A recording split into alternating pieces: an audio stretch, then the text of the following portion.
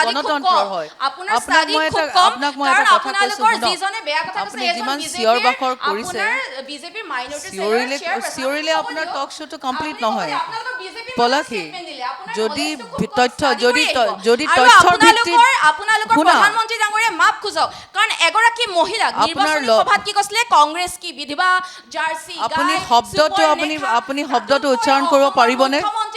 যোনটো শব্দ উচ্চাৰণ কৰিছিলে শব্দটো উচ্চাৰণ কৰিব পাৰিবনে পলাশীয়ে মোৰ প্ৰশ্নটো হ'ল পলাশীয়ে কংগ্ৰেছৰ আপোনালোকৰ সেই নীতি আৰু আদৰ্শখন আগতে বাজপেয়ী ডাঙৰীয়া নীতি আৰু আদৰ্শ কি আছিলে প্ৰথম দেশ তাৰপিছত দল তাৰপিছত ব্যক্তি আৰু এতিয়া বৰ্তমানৰ বিজেপি নীতি আদৰ্শ কি হৈছে প্ৰথম বিজেপিলৈ আহিবলৈ আপোনাৰ ইচ্ছা আছে বুলি আমি জানো আমাৰ আইডিঅলজি ভাবে আপুনি অধ্যয়ন কৰে বুলি আমি গম পাইছো ব্যক্তি ইয়াত দলৰ কথা নাহে আৰু মই আপোনাক ক্লিয়াৰ কৰিলো আপোনালোকৰ সেই ষ্টেটমেন্ট আপোনাৰ ইমান লজ্জাজনক বিষয় যে এগৰাকী নাগৰিক হৈ পেলাই ভাৰতীয় নাগৰিক হোৱাৰ পিছত না শুনক আপুনি কৰি আহিব বিজেপি মাইনৰিটি সেলৰ তেখেত অধ্যক্ষ হয় যদি এনেকে টক শ্ব' নহয়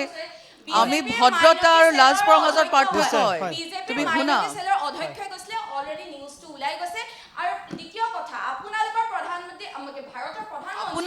প্ৰধানমন্ত্ৰী কংগ্ৰেছৰ মুখপাত্ৰৰ এটা বিষয় হ'ল আপোনালোকৰ প্ৰধানমন্ত্ৰী মানে প্ৰধানমন্ত্ৰী দেশৰ নহয় প্ৰধানমন্ত্ৰী হ'ল বিজেপি যেতিয়ালৈকে দেশখনৰ প্ৰধানমন্ত্ৰীক তেখেতে সন্মান দিব নাজানে সেই আসনখনক সন্মান দিব নাজানে সেই মৰ্যাদা তেওঁলোকে প্ৰদান কৰিব নাজানে যিমান চিঞৰ বাখৰ কৰিলেও তাত আপোনালোকে তথ্য ভিত্তিত চাব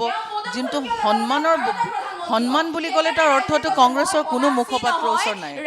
কংগ্ৰেছৰ কোনো এজন নেতা কৰ্মীৰ ওচৰত নাইকিয়া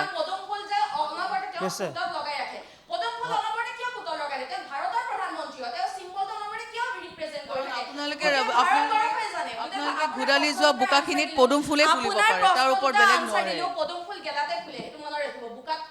আৰু আপোনাৰ প্ৰশ্ন দুটা ক্লিয়াৰ কৰিলো হোপ আপুনি স্যাটিসফাইড হয় কাৰণ এনেকে টক শ্ব' কৰা নহয় পলাশী অভদ্ৰামিটো টক শ্ব'ত একচেপ্ট কৰা নহয়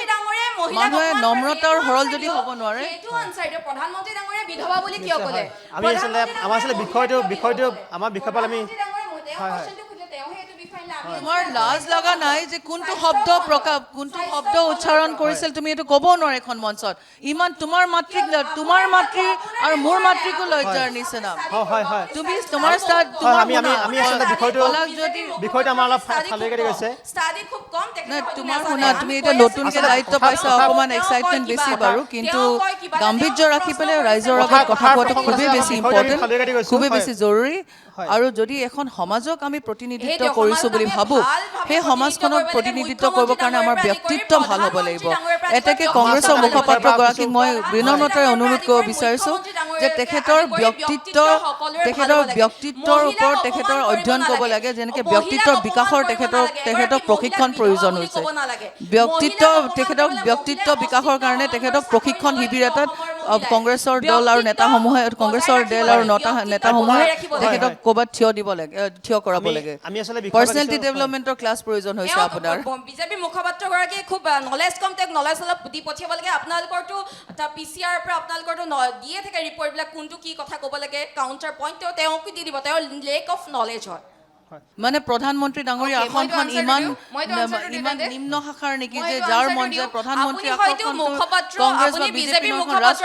গণতন্ত্ৰৰ হয় আপোনাক মই এটা কথা কৈছো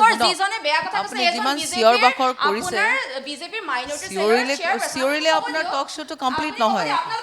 পলাশী যদি তথ্যৰ ভিত্তিত প্ৰধানমন্ত্ৰী ডাঙৰীয়া মাপ খোজক কাৰণ এগৰাকী মহিলা নিৰ্বাচনী সভাত কি কৈছিলে কংগ্ৰেছ কি বিধৱা জাৰ্চি আপুনি শব্দটো উচ্চাৰণ কৰিব পাৰিবনে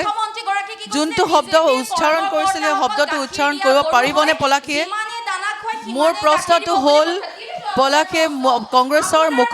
আপোনালোকৰ সেই নীতি আৰু আদৰ্শখন আগতে বাজপেয়ী ডাঙৰীয়া নীতি আৰু আদৰ্শ কি আছিলে প্ৰথম দেশ তাৰপিছত দল তাৰপিছত ব্যক্তি আৰু এতিয়া বৰ্তমানৰ বিজেপি নীতি আদৰ্শ কি হৈছে প্ৰথম বিজেপিলৈ আহিবলৈ আপোনাৰ ইচ্ছা আছে বুলি আমি জানো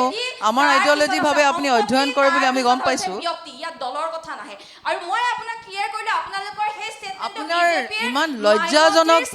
ইমান লজ্জাজনক বিষয় যে এগৰাকী নাগৰিক হৈ পেলাই ভাৰতীয় নাগৰিক হোৱাৰ পিছত না শুনক আপুনি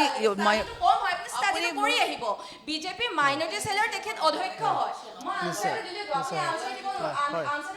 যদি এনেকে টক শ্ব' নহয় আমি ভদ্ৰতা আৰু লাজ পৰৰ মাজত পাৰ্থক্য হয় তুমি শুনা অধ্যক্ষই কৈছিলে অলৰেডি নিউজটো ওলাই গৈছে আৰু দ্বিতীয় কথা আপোনালোকৰ প্ৰধানমন্ত্ৰী আপোনালোকৰ প্ৰধানমন্ত্ৰী কংগ্ৰেছৰ মুখপাত্ৰৰ এটা বিষয় হ'ল আপোনালোকৰ প্ৰধানমন্ত্ৰী মানে প্ৰধানমন্ত্ৰী দেশৰ নহয় প্ৰধানমন্ত্ৰী হ'ল বিজেপি যেতিয়ালৈকে দেশখনৰ প্ৰধানমন্ত্ৰীক তেখেতে সন্মান দিব নাজানে সেই আসনখনক সন্মান দিব নাজানে সেই মৰ্যাদা তেওঁলোকে প্ৰদান কৰিব নাজানে যিমান চিঞৰ বাখৰ কৰিলেও তাত আপোনালোকে তথ্য ভিত্তিত চাব যোনটো সন্মান বুলি ক'লে তাৰ অৰ্থটো কংগ্ৰেছৰ কোনো মুখপাত্ৰৰ ওচৰত নাই কংগ্ৰেছৰ কোনো এজন নেতা কৰ্মীৰ ওচৰত নাইকিয়া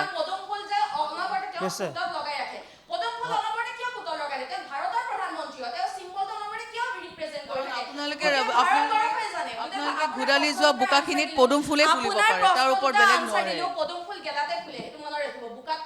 আৰু আপোনাৰ প্ৰশ্ন দুটা ক্লিয়াৰ কৰিলেও হোপ আপুনি স্যাটিসফাইড হয় কাৰণ এনেকে টক শ্ব' কৰা নহয় পলাশী অভদ্ৰামীটো টক শ্ব'ত একচেপ্ট কৰা নহয় মানুহে নম্ৰতাৰ হৰল যদি হ'ব নোৱাৰে এইটো আনসাৰ প্ৰধানমন্ত্ৰী ডাঙৰীয়া বিধৱা বুলি কিয় ক'লে আমি আচলতে বিষয়টো আমাৰ বিষয়পাল আমি তোমাৰ লাজ লগা নাই যে কোনটো শব্দ উচ্চাৰণ কৰিছিল তুমি এইটো ক'ব নোৱাৰে এখন মঞ্চত ইমান তোমাৰ মাতৃ আৰু মোৰ মাতৃকো লজ্জাৰ নিচিনা তুমি তোমাৰ আমি আচলতে বিষয়টো আমাৰ অলপ ফালি কাটি গৈছে ষ্টাডি খুব কম তোমাৰ শুনা তুমি এতিয়া নতুনকে দায়িত্ব পাইছা অকমান এক্সাইটমেণ্ট বেছি বাৰু কিন্তু গাম্ভীৰ্য ৰাখি পেলাই ৰাইজৰ আগত কথা কোৱাটো খুবেই বেছি ইম্পৰ্টেণ্ট খুবেই বেছি জৰুৰী আৰু যদি এখন সমাজক আমি প্ৰতিনিধিত্ব কৰিছো বুলি ভাবো সেই সমাজখনক প্ৰতিনিধিত্ব কৰিবৰ কাৰণে আমাৰ ব্যক্তিত্ব ভাল হ'ব লাগিব এটাকে কংগ্ৰেছৰ মুখপাত্ৰগৰাকীক মই বিনম্ৰতাৰে অনুৰোধ কৰিব বিচাৰিছো যে তেখেতৰ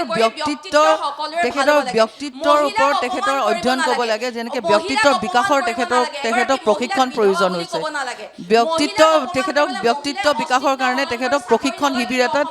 কংগ্ৰেছৰ দল আৰু নেতাসমূহে তেখেতক ক'ৰবাত থিয় কৰাব লাগে